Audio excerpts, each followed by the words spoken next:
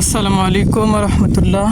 বন্ধুরা, আশা করছি সবাই অনেক অনেক ভালো আছেন। আমি এসেছি আমাদের মাঠের মধ্যে। দেখতে পাচ্ছেন মাঠে বিভিন্ন ধরনের ক্ষেত করা হয়েছে।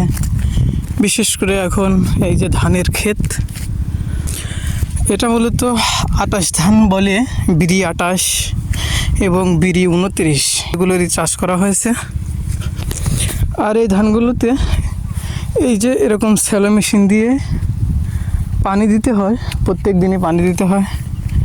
বিশেষ করে আমাদের চর এলাকায় যেহেতু মাটি বেলে মাটি, একটু দোআঁশ মাটি ধরনের, তো এই মাটিতে পানি একটু বেশি লাগে, যেহেতু পাশেই নদী।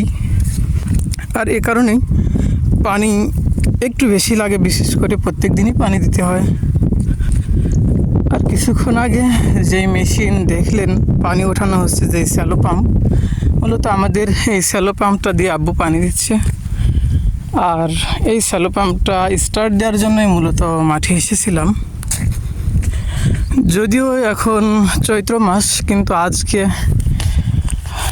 আকাশে রোদ নেই, আকাশটা একটু মেঘলা হয়ে আছে। অর্থাৎ মেঘ রোদকে ঢেকে দিয়েছে। এজন্য দুপুরবেলা হলেও অতটা ক্লান্তি মনে হচ্ছে না,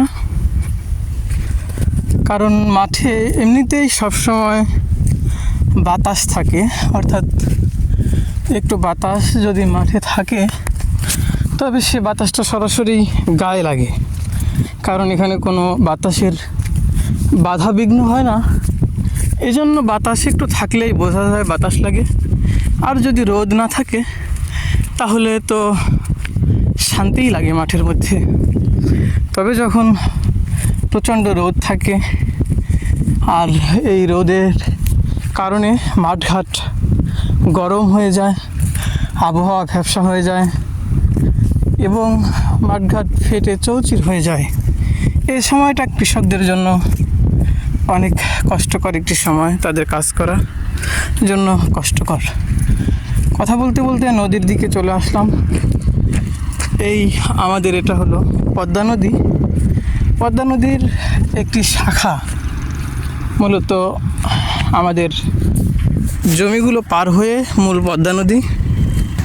আর এই নদীটি দেখতে পাচ্ছেন এখন একেবারেই শুষ্ক, একেবারেই পানি শূন্য হয়ে গেছে। যদিও মাঝে মাঝে একটু জায়গায় জায়গায় খালের মধ্যে অল্প অল্প পানি জমা আছে, কিন্তু এখন যেহেতু চৈত্র মাস, পানি একদম শুকিয়ে গেছে। তো এখন থেকে শুরু করে আবার নতুন পানি আসার আগ পর্যন্ত শুকনোই থাকবে।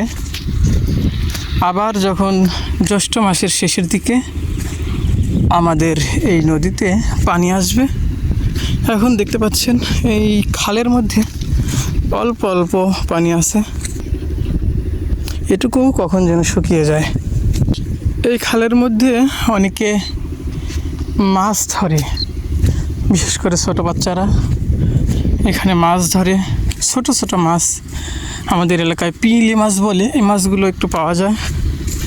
বাচ্চারা খুব মজা করে মাছ ধরে। যা হোক, নতুন পানি আসলে আবার এই নদী তার যৌবন ফিরে পাবে। এই নদী আবার পানিতে কানায় কানায় পূর্ণ হয়ে উঠবে, তার ঢেউয়ের গর্জন শোনা যাবে। এখন একেবারেই শুকনো দেখতে পাচ্ছেন।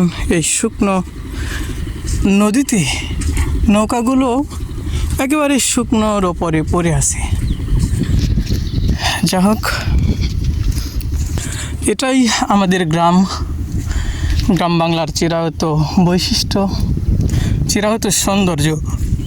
যদিও আমরা আস্তে আস্তে করে গ্রামীণ পরিবেশগুলো ভুলতে বসেছি, মানুষ নগরায়নের দিকে, শিল্পায়নের দিকে আকৃষ্ট হয়ে পড়ছি।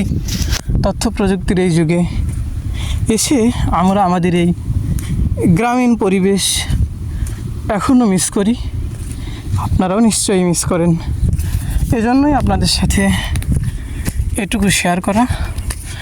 সকলেই ভালো থাকবেন, সুস্থ থাকবেন। আসসালামু আলাইকুম ওয়া রাহমাতুল্লাহি ওয়া বারাকাতুহু।